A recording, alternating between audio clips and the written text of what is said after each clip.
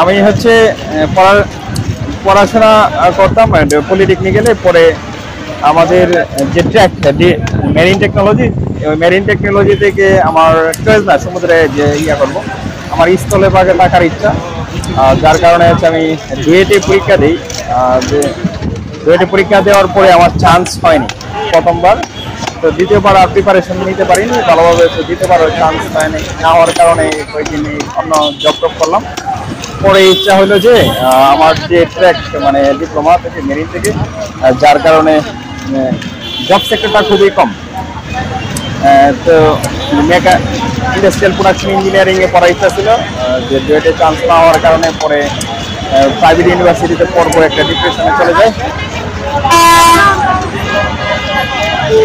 ওইটা ছিল। পরে যে প্রাইভেট প্রতিষ্ঠানের পড়ার মান ভালো না, পড়বো না প্রাইভেট বিশ্ববিদ্যালয়ে। তখন থেকে আমি ব্যবসার দিকে নজর দিই। আমার ইচ্ছা ছিল, স্বপ্ন ছিল যে একজন ভালো ইন্ডাস্ট্রিয়ালিস্ট হবো, যে অনেক মানুষের কর্মসংস্থান করব। এটা আমার লাইফের এইম ছিল। তো তারপর হচ্ছে আমি মার্কেটিং দিয়ে শুরু করি। যে বড় বড় যে বিজনেসম্যান বা ইন্ডাস্ট্রিয়ালিস্ট, তাদেরকে অনেক কেস স্টাডি করি। কেস স্টাডি করার পরে আমি মার্কেটিং ম্যাক্সিমাম অনেক ব্যবসায়ীর যেটা আমি পাই, যে তাদের স্টোরি, তারা যে ছোট ব্যবসা থেকে বড় হয়েছে, আবার অনেকে মার্কেটিং থেকে। এখন আমার ইনভেস্টমেন্ট নাই, তারপর আমি চেষ্টা করি যে মার্কেটিংয়ে এক্সপার্ট হওয়ার জন্য। যখন আপন করছে আমি মার্কেটিংয়ে কাজ করি। মার্কেটিং কাজ করার অনেক ভালো লাগতো কাজটা, অনেক স্মার্টভাবে করতাম। 41টা জেলা মোটামুটি আমার ভিজিট করাইছে মার্কেটিং। তো আমি মোটামুটি একজন সফল মার্কেটিং এর মধ্যে অনেক সফল, কিন্তু আমার পড়াশোনার টেক মানে যে মার্কেটিং এ পড়াশোনা না থাকার কারণে আমি বড় কোনো কোম্পানিতে জব পাইনি, চেষ্টা করেও পাইনি। তারপর ইচ্ছা ছিল বাইং হাউসে জব করার জন্য, তাও পাইনি। তারপর হচ্ছে একজন সস কারখানাতে একজন হঠাৎ করে দুইজন অফার দিল যে পার্টনারশিপে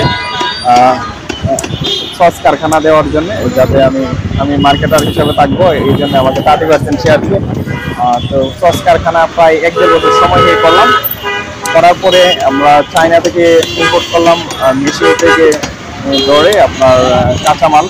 তারপরে যখন কারখানা রান করলাম, তখন ফাইনালি যারা ইনভেস্টর ছিলেন তারা ফিনান্সিয়ালি খুবই উইক, যার কারণে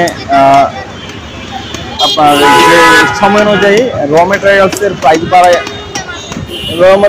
প্রাইস অনেক এক্সপেন্সিভ হয়ে গেছে। মানে ডলার ক্রাইসিস হয়েছিল ওই সময়, আবার হাসিনার আমলে ডলার ক্রাইসিস হওয়ার কারণে যেই প্রোডাক্টটা আমরা কিনতাম পার লিটার 85 টাকা, ওইটাতে দাম কয়েক ধাপে বেড়ে 3 মাসের ভিতরে হয়ে যায় হচ্ছে প্রায় 200 টাকা প্লাস। যার কারণে হচ্ছে কস্টিং দিয়ে এস্টিমেট করে মিলে না। তারপরে হচ্ছে কারখানার যে পার্টনারশিপের মধ্যে